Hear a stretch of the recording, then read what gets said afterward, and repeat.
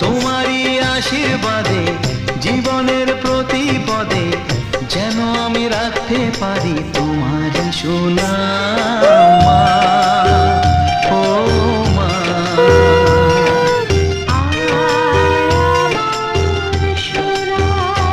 ও স্নেহের ছায়ায় ভালোবাসায় ঢেকে রাখে যে, অনেক জ্বালাশয় বুকে জড়িয়ে রাখে যে, তারই আঁচলে মুখ লুকিয়ে রেখে জীবন আমার কাটিয়ে দেব তোমায় দেখে মা।